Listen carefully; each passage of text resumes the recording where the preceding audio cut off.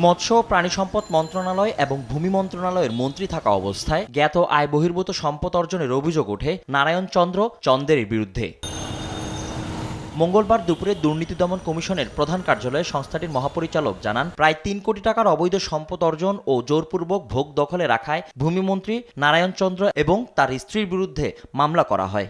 অভিযোগ সংশ্লিষ্ট জনাব নারায়ণ চন্দ্র চন্দ পাবলিক সার্ভেন্ট হিসাবে দায়িত্ব পালনকালীন সময়ে অসাধু উপায়ে নিজ নামে জ্ঞাত আয়ের উৎসের সাথে অসঙ্গতিপূর্ণ ১,৭৯,০০,০০০ টাকারও বেশি মূল্যের সম্পদ অর্জন করে নিজ মালিকানা ও ভোগ দখলে রাখার অপরাধ অনুসন্ধানকালে প্রাথমিকভাবে প্রমাণিত হয়েছে। অবৈধভাবে শিক্ষক নিয়োগের অভিযোগে যশোর বিজ্ঞান ও প্রযুক্তি বিশ্ববিদ্যালয়ের সাবেক ২ উপাচার্য আব্দুস সাত্তার, আনোয়ার হোসেন সহ ৪ শিক্ষকের বিরুদ্ধে মামলা করেছে সংস্থাটি।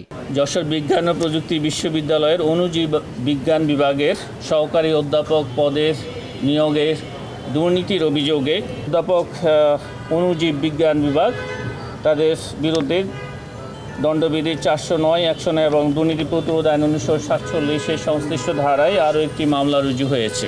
দুদকের মামলার আসামিদের পদোন্নতি নৈতিকতা বিরোধী উল্লেখ করে এ বিষয়ে ব্যবস্থা নিতে সুপারিশ করবে বলে জানান দুদক মহাপরিচালক।